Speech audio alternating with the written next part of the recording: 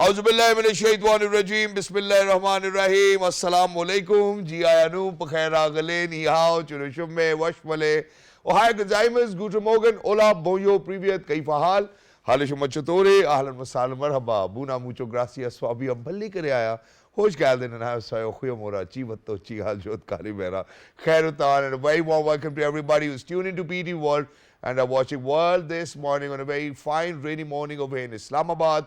I happen to be Shahzad Hassan Khan, and with me, I'm really lucky that I've been joined by my very well-learned colleague who happens to be Miss Hajra Satti. We hope and pray that everybody out there is doing wonderfully well and that you're ready to kickstart your day with us. But first things first, hello Hajra, assalamu alaikum. How are you feeling today? Walaikum assalam. Islamabad is giving us a fresh morning showers and on to the conversation starter, that is the weather. So intermittent rain continues in the parts of the country, more downpour predicted. Intermittent rain continue in parts of the country as Met Office predicted more downpour with snowfall over hills till Saturday. According to Met Office, intermittent rain, wind, thunderstorm with snowfall over hills is expected in northwestern Balochistan, Khyber Pakhtunkhwa, Kashmir, Gilgit-Baltistan, Punjab and Islamabad during the forecasted period. The isolated hailstorm is also expected during this period. Heavy falls and snowfall is also likely at few places in Upper Khyber Pakhtunkhwa and Kashmir during this period. Exactly, and for everybody who's actually looking to have some fritters, which in Urdu we actually try to say pakoras, please make sure that you have in a limited amount, because just yesterday,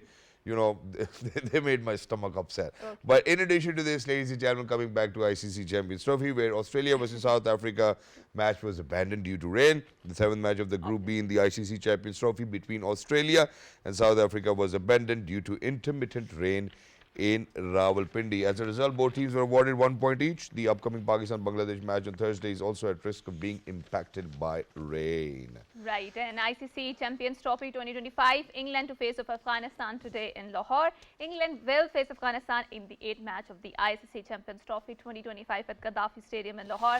Both teams have played 1 match each in the tournament so far, with England losing to Australia by 5 wickets, while Afghanistan suffered a 107 run defeat against South Africa. England and Afghanistan have faced each other 3 times on ODI matches, with England winning twice and Afghanistan securing 1. So time now to kind of look at the points table as well, whether how the points table actually looks like. Obviously Pakistan, unfortunately, for the 2nd time consecutively not being able to qualify in the ICC tournament. What a shame for us, by the way, but unfortunately, I think right now we're still hosting it, so we really need to keep our hopes high for all of those individuals.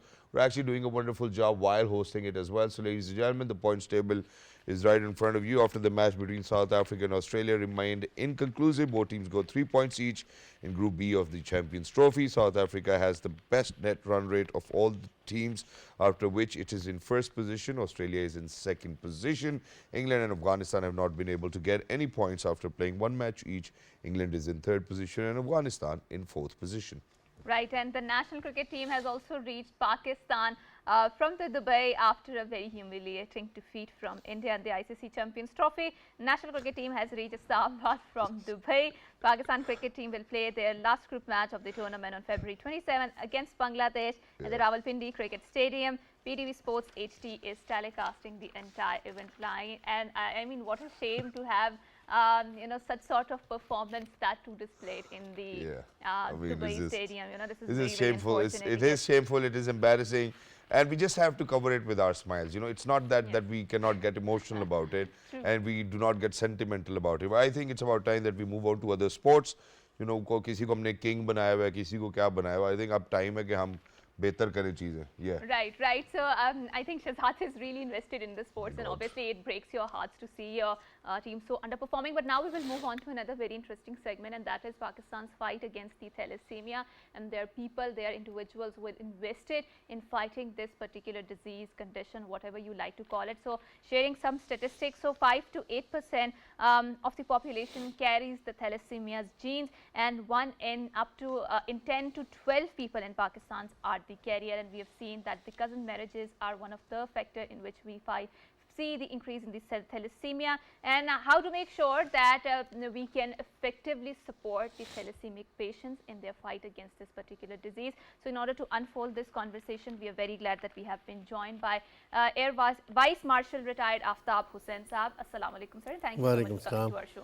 Thank you. And in addition to this, Hilal-e-Imtiaz Military, Star-e-Imtiaz Military, the Knight, Director of Sundar's Foundation in Islamabad, said a very warm welcome. Thank you so much for joining us. Wonderful to have you over here. Thank you very much, and Right. pleasure is mine. Likewise. Absolutely. So, sir, let's kickstart our conversation. What was the inspiration behind starting this foundation? You know, why particularly focus on thalassemia, and how are you fighting this particular condition? I will take you back into the 80s. There was no treatment as far as the thalassemia was concerned. And the untreated children would die at the age of 3 to 5 years. And that was the era once the NGOs came up and they started to offer the free of cost treatment to this community. And Sundar's Foundation was founded in 1998, and the founder was one of the very, very legendary figure of PTV, the Munu Bhai, and Yasin Khan, the present president of Sundar's Foundation. It started with a blood bank in Gujranwala, and today we have 12 centers all over the Pakistan, and we are treating about 44% of the thalassemic community in Pakistan, so taking that burden. It's free of cost, and this disease is a genetic and a fatal disease, which is transmitted from the parents to the baby. Okay. And the baby doesn't have the capability to produce the adequate amount of hemoglobin, as well as the defective gene of hemoglobin also amounts to self-destruction of the red cells. Red blood So cells. consequently, the child needs regular blood transfusions. It starts from 1 at the initial stage. As the age and the weight increases, the requirement of blood also increases. So we have the children which need blood after every 6 days. Oh, right. And their lifespan is very less. It's 15 to 20 years in Pakistan. And the parents are carriers of this disease. But sir, how can we, for the patients who are thalassemic, what sort of support we can extend to them as a community, as their family members, or as someone who are living or inhabiting the same space as they are?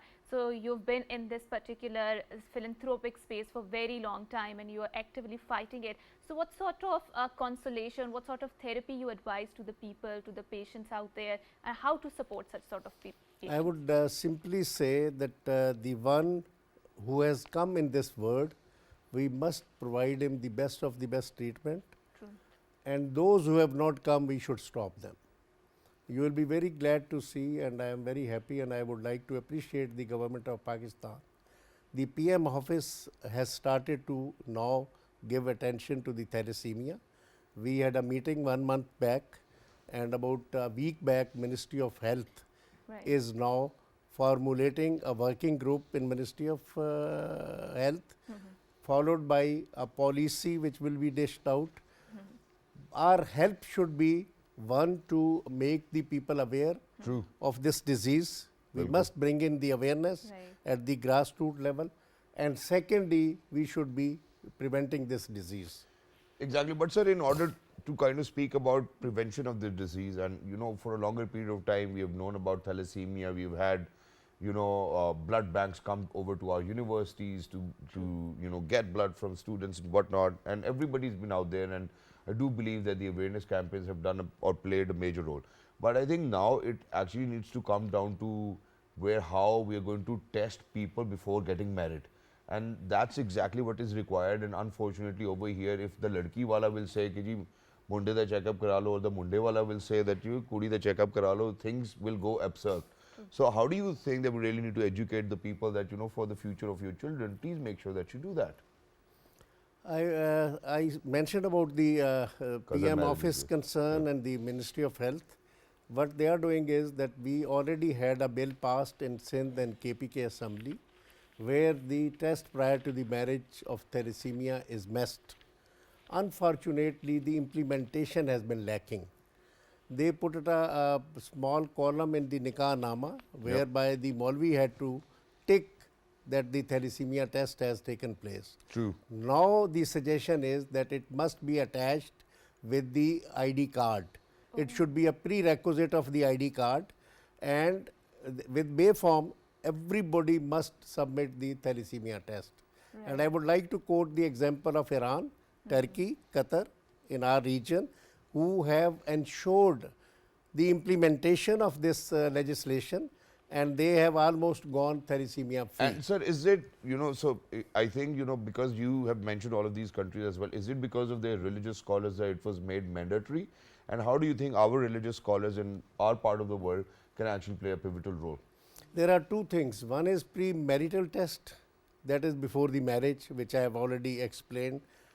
We must implement that at the Punjab, and I was very happy to see your channel today. The CM of Punjab has issued, started to issue the card, health card for the bone marrow, the only treatment of thalassemia, and it cost around 4 to 5 million Pak rupees. Exactly. So it will be a very good step for those who have come, and for those we must pass the legislation at Punjab. The bill is ready at National Assembly and Balochistan, and then we must ensure the implementation of this. Now coming back to, in some families, intermarriages of the interfamily marriages, and there are compulsions. So there we need the help of the religious scholars you mentioned, and that is a prenatal test, which is taken within the first 12 weeks of the pregnancy. And Quran says that if there is some sort of disease equal to thalassemia and any other, the abortion is religiously and legally allowed, because the rule comes after 17th But sir, of week. there's another problem in that, and that is that because unfortunately I've gone through this feeling myself, and that is that, when your wife's pregnant, you take her for an ultrasound, you do see how, the ultrasound machines are not up to the mark over here, unfortunately, in our country. For us to diagnose something within an ultrasound is something really difficult unless we have the child physically. So imagine that I think my wife was somewhere in the 7th or 8th month of pregnancy, where the ultrasound doctor actually told me that my daughter will be born with the Dandy Walker condition, where she won't be able to stand, or something of that sort. But alhamdulillah, when she was born, she was fine. So how do you think that we really need to take into consideration that we need latest technologies in making sure that we are going to diagnose the prenatal condition of such sort in real time? That is what I mentioned, that we must seek the support of the government. They must provide the requisite funding. True. And I would like to mention here the Punjab Thalassemia Prevention Program in Islamabad, in Lahore. Every division they have their setup, and they do the testing of the thalassemia free of cost before marriage, as well as the prenatal test which I mentioned. So people can go, and I have been collaborating with these people, and we have been undertaking lot of, Sundar's Foundation has been undertaking lot of tests of the carriers, and we have been identification of the carriers. And if there is a pregnancy amongst the two carriers, then for the abortion purpose. And sir, one last thing very quickly, how important it is for any blood bank to screen the blood before the transfusion? Unfortunately, Shahzad, there are 30% hospitals only was going for the screening of the blood.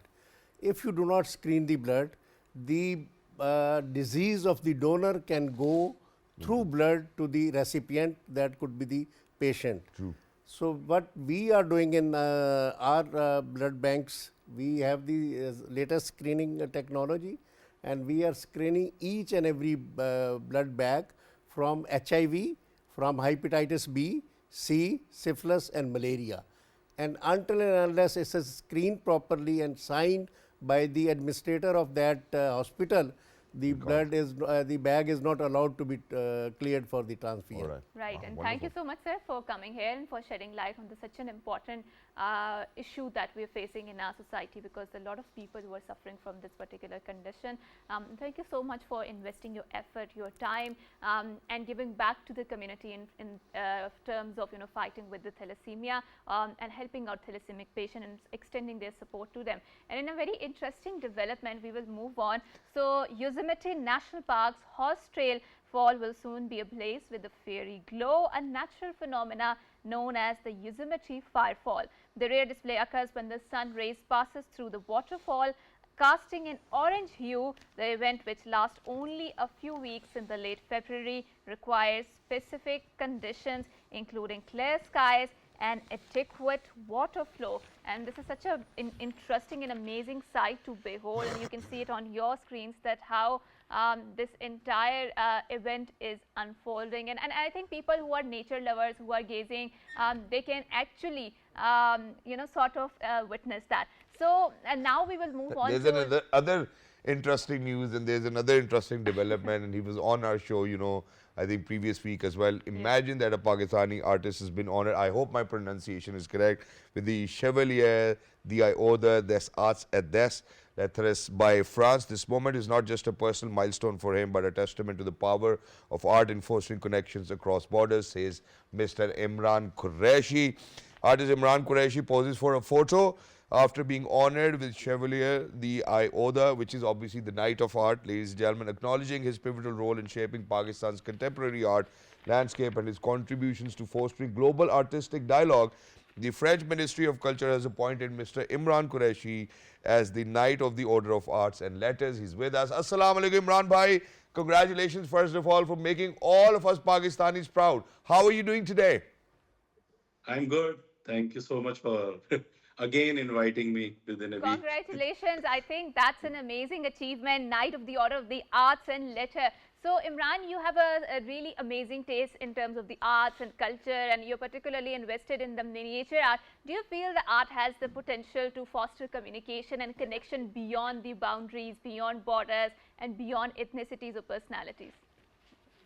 Yes, of course. It's very, I think, obvious thing that if you see globally how not only me, but there are so many other Pakistani artists who are working and their work has been recognized by other world and they make a connection. They uh, even with my own lot of artworks and installation, there was amazing response by different audiences from who were from different part of the world and how they responded to work, how they connect themselves, and how they still keep writing or talking about it. It's this is something which makes you.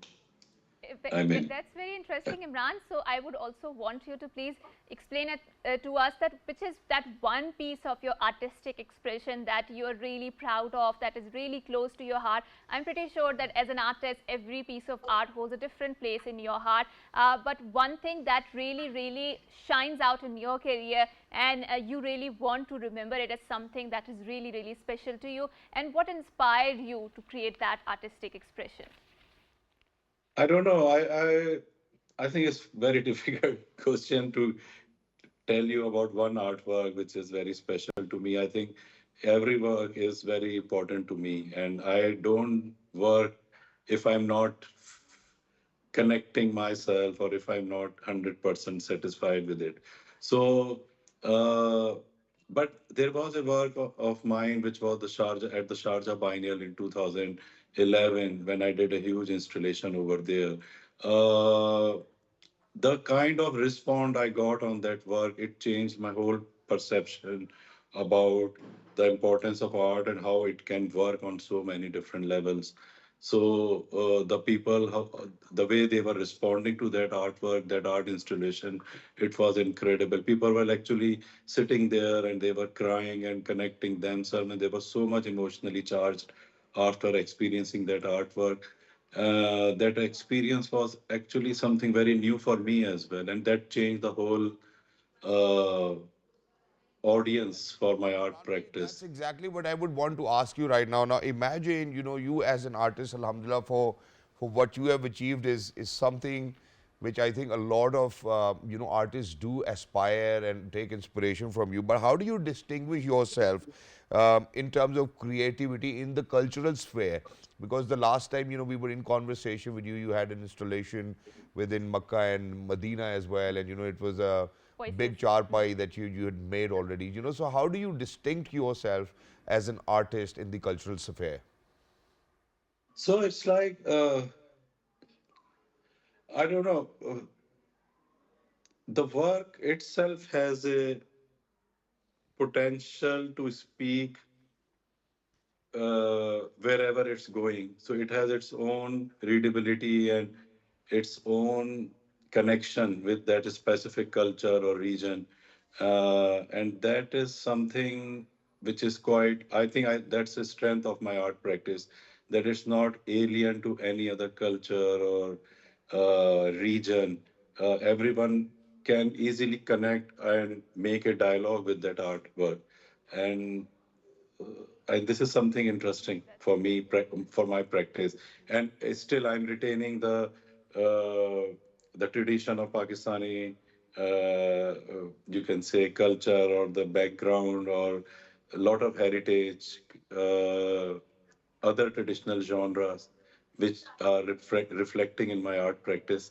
So I'm still retaining it, but it has more wider audience, and Yeah. it works globally very well. Right, and Imran, in your the last time you came to our show and you discussed about your art site-specific installation of the Oasis and how that was a very contemporary merger of the past and the present, and how it stands out in a very prominent light in the Muslim imagination or Islamic imagination. So, your one of the area of expertise is the site-specific installations.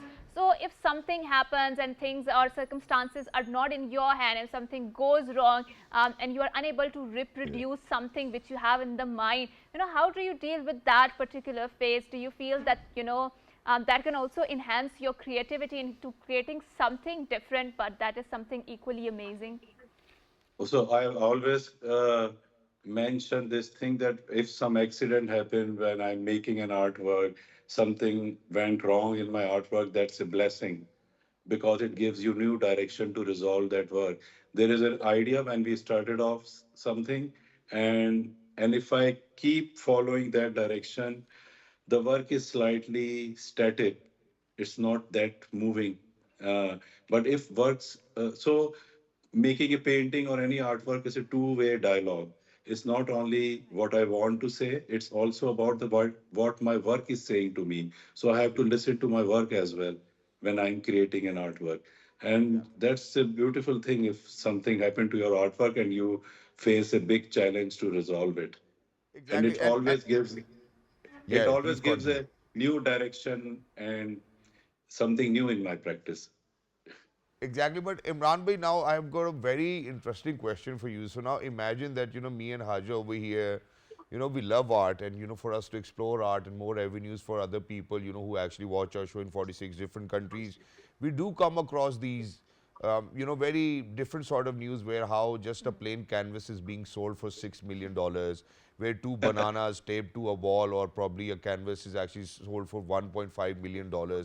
And it's so hard for us to kind of comprehend whether what's going on in the world. So what sort of art are we talking over here? There was this shoe probably somewhere, where just people would just come and sit and look at the shoe, and the shoe was sold for I don't know how many $1 million.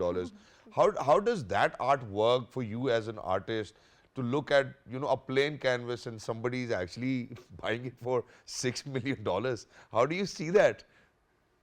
Love and Duchamp said that that urinal is an artwork, so it just changed.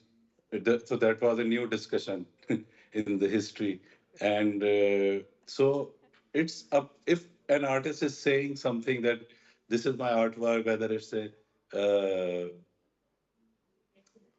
I give you another example that somebody said Sure.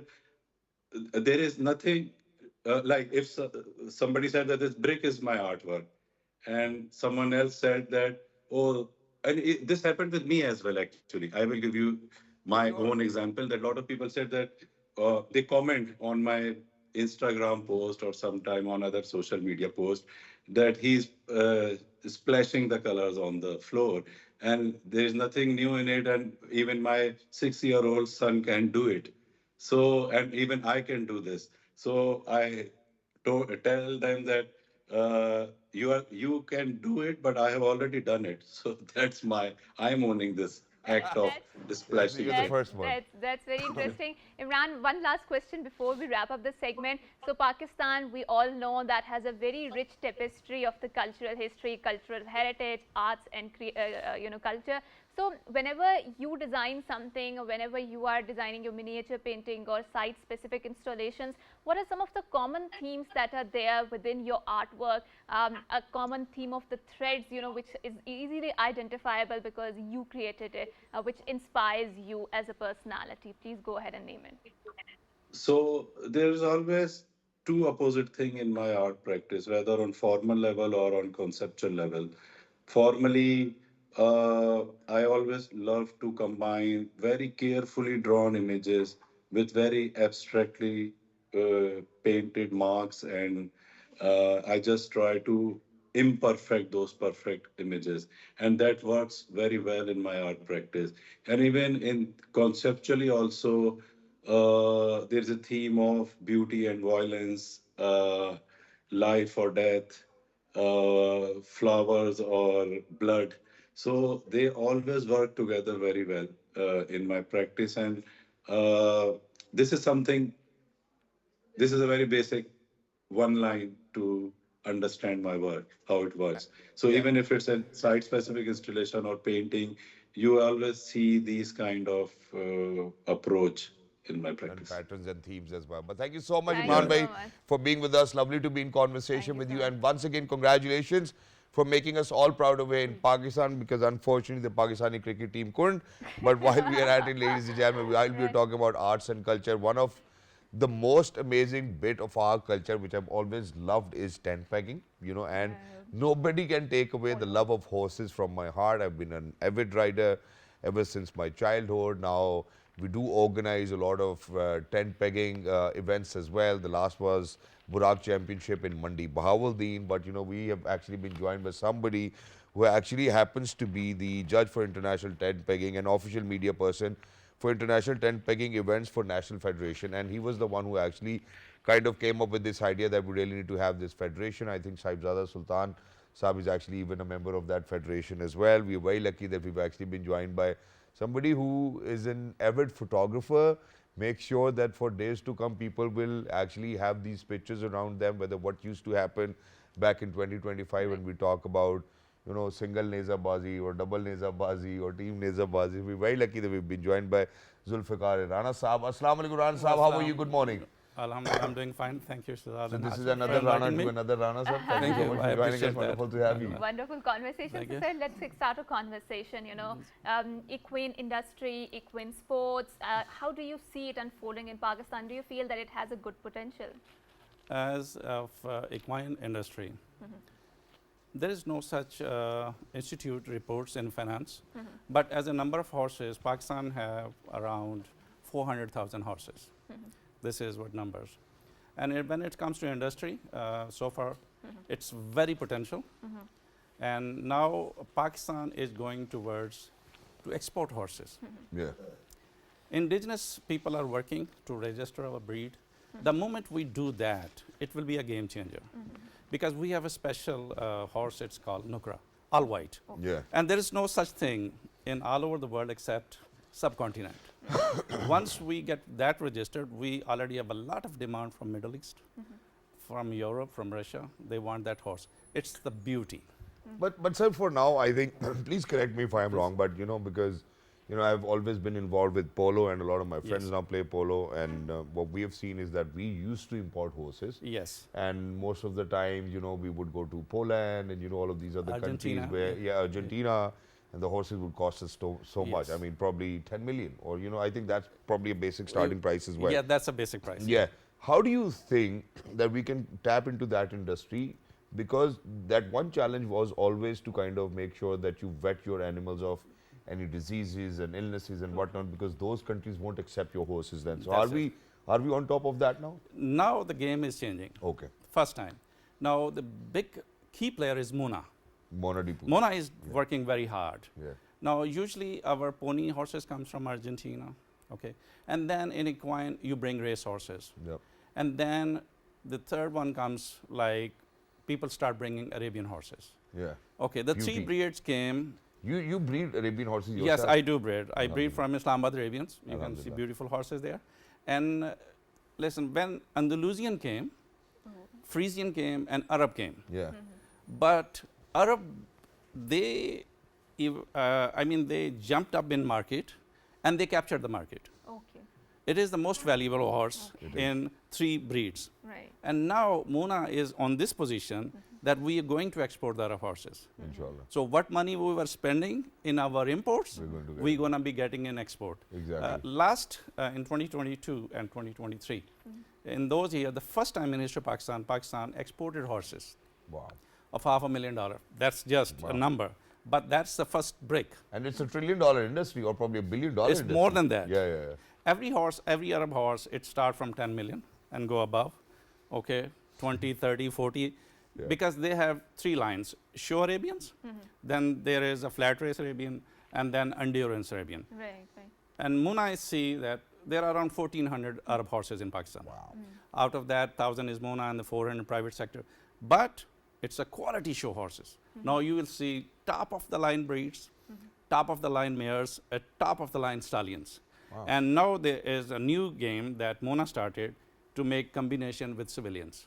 All right. They are working on to improve the breed. Right. Exactly. And you know, if I'm not wrong, I think it's very recent that, alhamdulillah, you know, because the President of the Islamic Republic of Pakistan is very fond of horses, Yes. Mr. Asif Ali Zardari. He visited Mona Yes, just 4 or 5 days ago. exactly. There I were saw a that. lot of breeds by Nawaz Khokar Sahab over there. Yes, Yeah, if I'm not wrong. And you know, so for this public and private partnership to harness such amazing results for Pakistan, I believe is great, right? yes. It is great and it's going to bring a lot of results. Yeah. It's just a start. And when I come to tent pegging, there are 2 eras. One era belongs to Prince Malikata. Yeah. that's true. Undoubtedly. Even You know, still, they sir, say, even still, even if you go to Islamabad Club, there's so many horses which were gifted by Malik Atta Sahab to Islamabad Club. exactly. I met him for 2 years and it was very kind of him. Yep. He helped me a lot in this industry. Okay, so they say there is no road on Kurd, there is no road in the world where Toyota doesn't run. But if you go to the world, there is no tent pegger who doesn't know Malikata. True, true, true. Okay, that was a wonderful time with him. And second era is Sultan Muhammad Ali. In last 5 years, Pakistan first time came on podium. Oh, Pakistan is number 2 in the world, and Right. a recent, which I really appreciate, Government of Punjab, and I also Pakistan Horticulture. They are the one of the key players promoting tent pegging. They did horse and cattle show, and there was an event for 9 countries, Right. international tent pegging. Pakistan stood first, Yep. the first time, and second there was a horseback archery. Okay, Yeah. World Cup qualifier.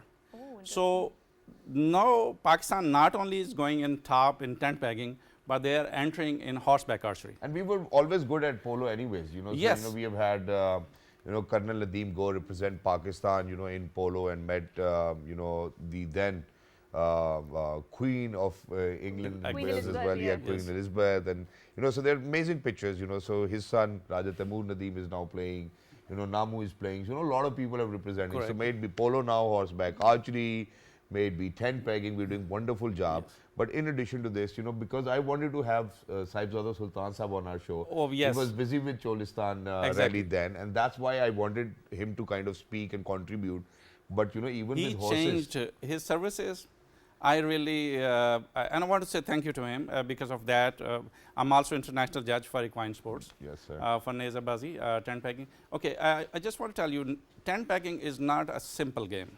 I call it Formula 1 of equine. It's a 6.4 second game. Yep.